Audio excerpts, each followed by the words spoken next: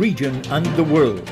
Compiled in the News Talk Radio newsroom and powered by DemeraraWaves.com.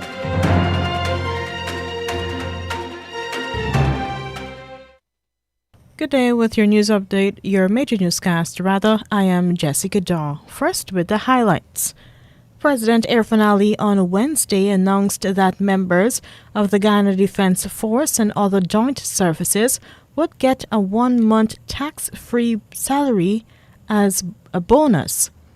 In the wake of concerns by the Guyana Bar Association, local government minister Nigel Dharamlal Wednesday afternoon withdrew his call for the Chancellor of the Judiciary, Yonette Cummings, and Justice of Appeal, Don Gregory, to be removed.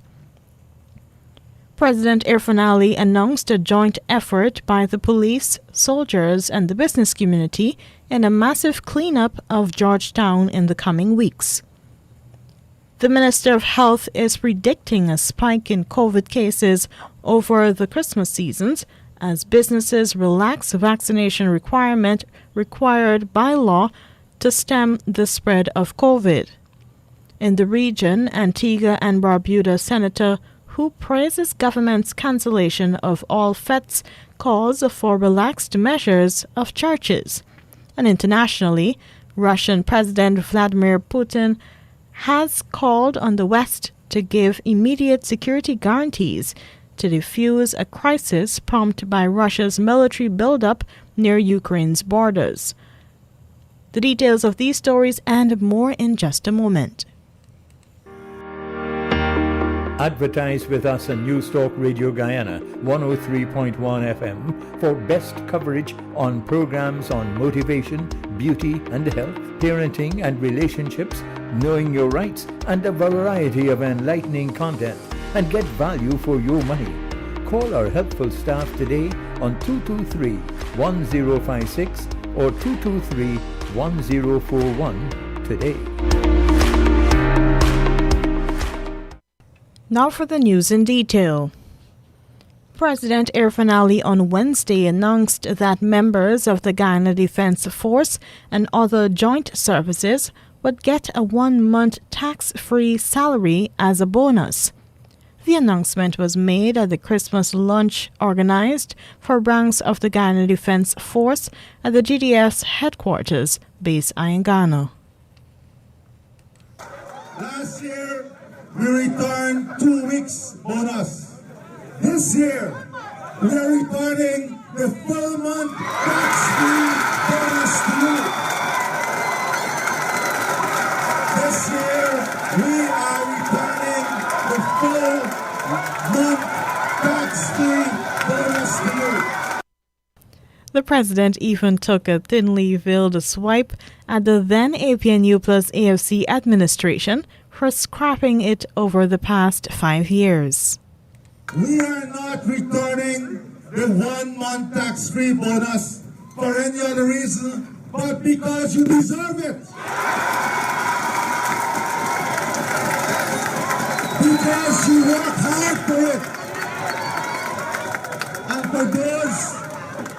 And for those in our society who believe you can just take things away, and who believe that you can take things away from the soldier, I challenge them to go and spend a year in some of the locations and live the life you do in protection of your country. Then Minister of Finance Winston Jordan had urged the security forces to cease yearning for bonuses because they rob them of salary increases, which are permanent and long-term and help to determine the size of their pensions. While the People's Progressive Party administration had only mustered a 2 weeks bonus last year, the president says that it's now a full month's salary again. Meanwhile, President Ali highlighted that his administration has been spending large sums of money on recapitalizing the GDF and creating opportunities for them to study remotely online at any of the military bases across Guyana to prepare them to pursue other careers after leaving the GDF. The president says a number of Guyanese soldiers are in India pursuing studies under a scholarship program with the Indian government. In the wake of concerns by the Guyana Bar Association, GBA, Local Government Minister Nigel Dharamlal Wednesday afternoon withdrew his call for the Chancellor of the Judiciary Yonette Cummings and Justice of Appeal Don Gregory to be removed. He had issued the call because he thinks that their election petition-related judgment and another decision are biased. When contacted, Mr. Dharamlal said he edited the post to remove the words biased and defrocked. The Bar Association says while judges' decisions can be criticized, those in leadership, especially those who are part of the executive, such as Minister Dharamlal, ought to be responsible in their comments. According to the Bar Association, Mr. Dharamlal's comments are not befitting an office of the executive, and so they should be properly and immediately withdrawn. The minister, however, retained aspects of the comments that state that they are the same two judges who ruled that 33 is not the majority of 65 and that luckily the Caribbean Court of Justice is Guyana's top court. The opposition People's National Congress Reform and the Alliance for Change have all condemned Mr. Dharamlal. They have demanded that he apologize to the Justices of Appeal. Attorney General Anil Nandalal also criticized the Majority Court of Appeal decision that it had jurisdiction to hear an appeal of a High Court dismissal of an election petition.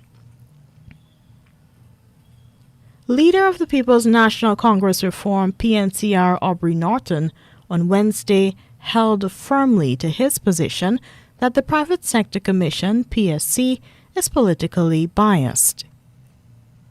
Unfortunately, this wider concept of the private sector has been reduced to a private sector commission, which is not at all reflective of the Guyanese private sector.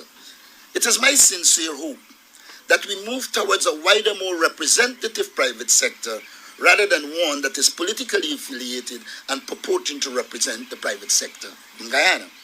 The private sector involves all businesses operating in Guyana.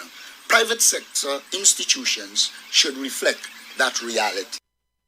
The PNCR leader was speaking at the Seven Ponds Place of Heroes Botanical Gardens at the tomb to mark the 21st death anniversary of the PNCR's second leader, Hugh Desmond Hoyt.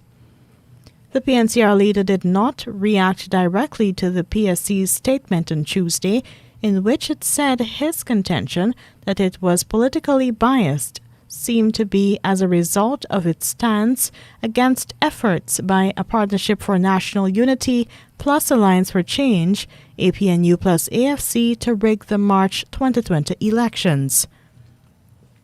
The coalition had months ago deemed the PSC a stooge of the People's Progressive Party. The PSC, which has a governance subcommittee, had criticized the multiple declaration of results of the polls in favor of APNU plus AFC.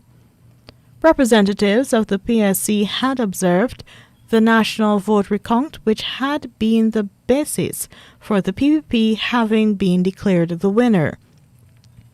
The coalition continues to maintain that the elections were rigged, while the PPP and international observers have insisted that efforts had been made to rig the polls.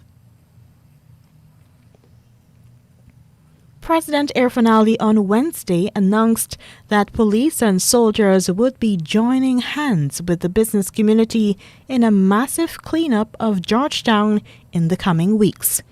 He made the announcement during an address at a Christmas luncheon at the Guyana Defense Forces headquarters, Base Camp Aingana. I spoke with the Chief of Staff and the Commissioner of Police, and I told them, here in Georgetown, we are not going to go through the new year with the city looking the way it is in terms of cleanliness, And we are going to lead by example by launching with the private sector a massive cleanup of the city. We will show them by our example that we can do it. And if we can do it as a people, then those who are in the leadership position, whether at the NDC, the town council, or the city council, they must follow with their leadership in keeping it the way we will hand it to them. Georgetown's city administration, sometimes with assistance from the private sector, has been struggling to clean up the streets, drains, and alleyways of large quantities of solid waste in commercial and residential areas. This is compounded by poor waste disposal by people in the city. The head of the Solid Waste Management Department of City Hall, Walton Orion, had expressed concern that street dwellers scatter garbage from receptacles or leave food boxes and cups on the streets after usage. He had also said that foreign shoppers wantonly dispose of clothing wrappers in commercial Georgetown, adding to the waste buildup. There's also poor coordination between drainage cleaning and waste collection. The Minister of Health is predicting a spike in COVID cases over the Christmas seasons as businesses relax the vaccination requirement, which are required by law to stem the spread of COVID. Health Minister Dr. Frank Anthony, during his daily COVID update on Wednesday, said businesses are flouting the requirement, which will contribute to spreading COVID. Unfortunately, many businesses are choosing to relax these measures, and because of their posture and not helping to prevent spread, we can see an increase in cases. The health minister says to control the spread of COVID in Guyana, it must be a personal responsibility. This is not a job for the Ministry of Health alone. This is for everyone in the country. If you want to see a reduction in cases, if you want to see a reduction in hospitalization, if you want to see a reduction in deaths, then all of us must be involved. All of us must take personal responsibility, and all of us must do what is right. It is not necessary to go to all these places just to hang out. It's not necessary. We need to be more responsible, and once we do the responsible thing, we'll be able to cope with the virus in the country. Guyana is still unable to test for strains of variant present here. The new Omicron variant is 5 times more effective than the Delta variant, and the ministry is urging the public to strenuously follow all COVID guidelines and get vaccinated to protect against the disease. The Ministry of Health recorded 40 new cases of COVID infections in the last 24 hours. 1 death was registered, taking the death toll to 1,040. There are 8 persons seriously sick in the COVID ICU and 33 others hospitalized. The ministry's data shows 676 persons are isolating at home. Official data recorded indicates that 409,582 adults, or 79%, are partially vaccinated, and 292,173, or 57%, are fully vaccinated. There are 30,131 children ages 12 to 17 years old partially vaccinated, and 21,412 fully vaccinated. To date, 10,076 persons have taken a booster dose. Now for the news in the region. Senator praises the decision by the government to ban all fetes in Antigua and Barbuda for the Christmas season, but wants measures relaxed on churches. Senator Osbert Richard Frederick says the government made the right decision to ban Christmas fetes. They want to make a plea for the religious community in this country. It's time for the churches to get a better deal. It's time for us to open the churches a bit more. I know they need to talk, so I'm talking. I'm here talking for them because sometimes I don't hear them. I'm tired of going to church and see the pews jam up. I can go on record to say that with all the contract tracing we have done since the beginning of COVID, I don't think one person caught COVID in church. I go to church, and let me tell you, we have some protocol officer there. We free them. Every Saturday I go to church, my name is taken, and whenever they take my name, I write down a book. I say a silent prayer. Lord, I hope my name is not only in that book, but in the Lamb's Book of Life. My temperature is taken. I'm being sanitized. Every door, entrance, exit of my church have a sanitation machine. Everyone. You go to a large supermarket, one hand washing station outside, hundreds of people in there, and they're no more sanitized there. You're touching things that everybody else is touching. And they're loud. Give the churches a blind man. Let's open it up. We have All Year's Night. Some of you Americanize New Year's Eve. Service coming up. You want to be able to go to church and feel comfortable. Have to be rushing to go to church. I know some church people have to be going at 7 o'clock so that they can get a seat. Senator Osbert Richard in the Parliament of Antigua and Barbuda. Taxi drivers at the Grantley Adams International Airport, GAIA, are growing tired of broken promises of an increase in the government-related fee structure that has remained unchanged for more than a decade. According to Barbados Today News, the taxi operators, who say they sometimes earn less than $100 in a given day, are seeking a 30% hike in rates given rising fuel prices and cost of living. They say 3 of the country's last tourism ministers had promised to address the problem ever since they negotiated an adjustment in 2008 with then-Minister Glenn Clark. The drivers say that they are paid nearly twice as much to transport travelers from one location to the airport as they are paid to carry them in the opposite direction. Eric Medford, who is in his 70s, said he was surprised to return to the country after being away for an extended period to find taxi rates still the same.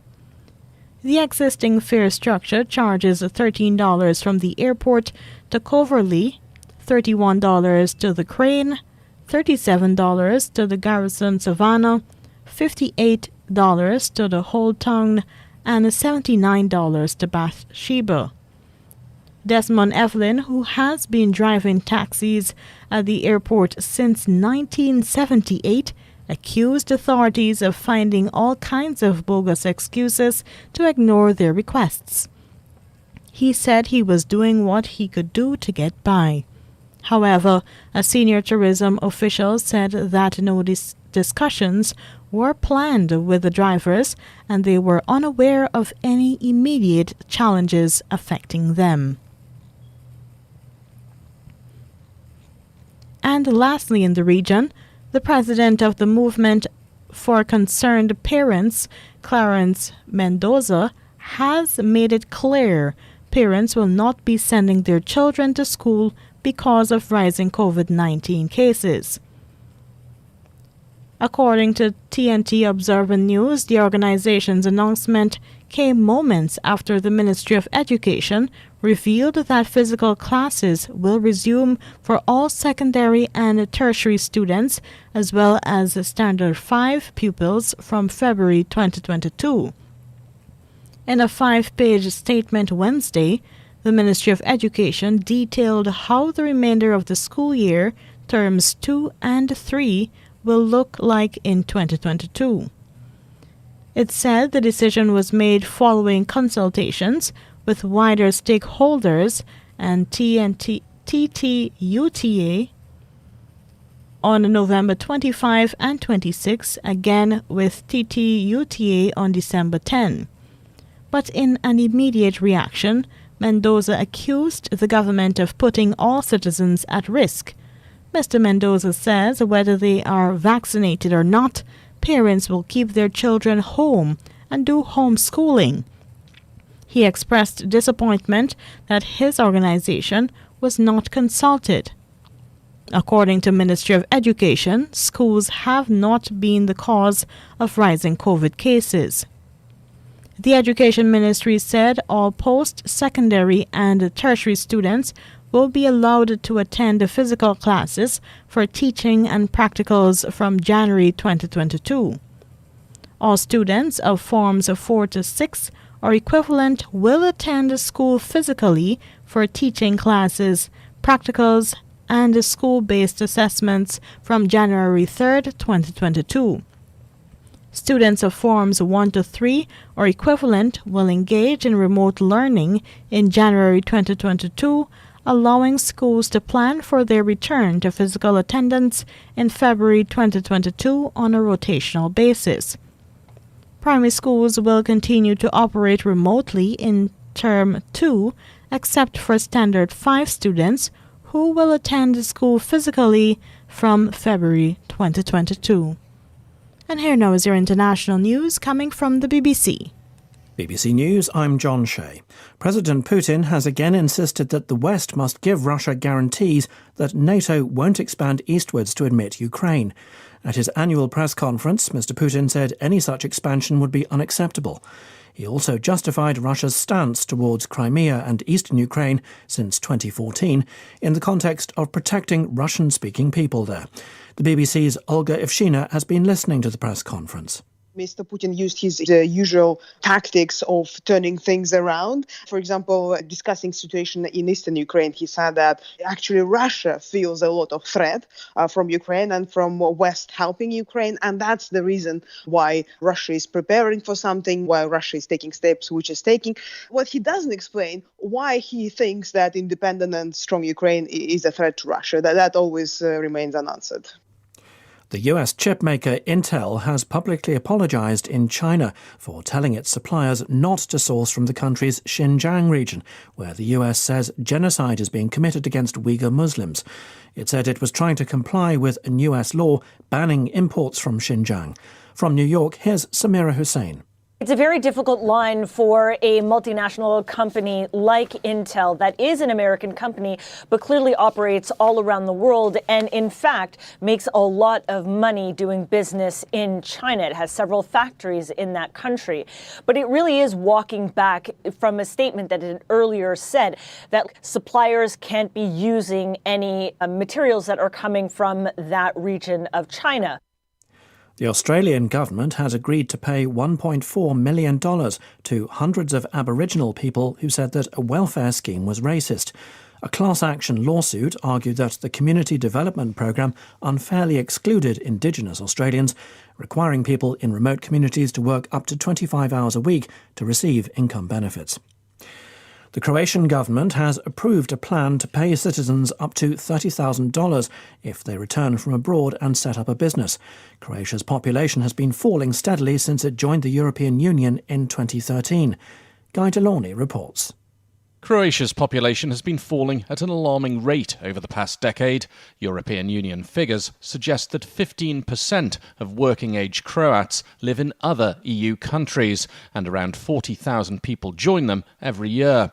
With a current population of just 4 million, Croatia simply can't continue like this. The government's answer is the I Choose Croatia scheme. It'll pay Croats as much as $30,000 if they return and set up a business. There'll also be financial incentives for existing Croatian entrepreneurs to move to depopulated areas of the country. This is the latest world news from the BBC. Medical workers in the Philippines are rushing to vaccinate people affected by last week's super typhoon, amid fears that COVID cases will soar among the thousands living in temporary shelters. Typhoon Rai killed at least 375 people living on 9 islands in the southern Philippines and caused more than $500 million worth of damage. A palace official in Benin has announced the death of the King of Abomey. He was 90 years old. Our Africa editor Mary Harper reports. Dada Kefa Sagbaju Glele's predecessors ruled one of the most powerful kingdoms in West Africa, known as Dahomey. It was founded in the early 1600s and became part of a French colony in 1904. It conquered key cities on the Atlantic coast and sold slaves to European traders in exchange for guns, gunpowder and alcohol. Women occupied powerful positions in the kingdom. There was an all-female military regiment named by Westerners as the Dahomey Amazons. King Glele was last seen in public in November. The Assembly in the southern Indian state of Karnataka has passed a bill to prevent what the government there describes as unlawful religious conversions. It stipulates up to 10 years jail term for those found guilty of converting people to other religions by fraudulent means, allurement or by marriage. Critics say the legislation is aimed at religious minorities, especially the Christian community, but the governing Hindu nationalist BJP has denied this. Beijing's Winter Olympics organisers have expressed regret that North America's National Hockey League will not allow its players to compete due to complications caused by the pandemic. The NHL said its players, who were due to fill several spots in Olympic teams, would instead have to use the time in February to play league games that were postponed because of COVID. BBC News. And that was your international news. Here now is a recap of the highlights. President Irfaan Ali on Wednesday announced that members of the Guyana Defence Force and other joint services would get a 1-month tax-free salary as a bonus. In the wake of concerns by the Guyana Bar Association, local government minister Nigel Dharamlal Wednesday afternoon withdrew his call for the Chancellor of the Judiciary Yonette Cummings and Justice of Appeal Don Gregory to be removed. President Irfaan Ali announced a joint effort by the police, soldiers and the business community in a massive cleanup of Georgetown in the coming weeks. The Minister of Health is predicting a spike in COVID cases over the Christmas seasons as businesses relax vaccination requirement required by law to stem the spread of COVID. In the region, Antigua and Barbuda senator who praises government's cancellation of all fetes calls for relaxed measures of churches. And internationally, Russian President Vladimir Putin has called on the West to give immediate security guarantees to defuse a crisis prompted by Russia's military buildup near Ukraine's borders. And that was your major newscast. I am Jessica Daw.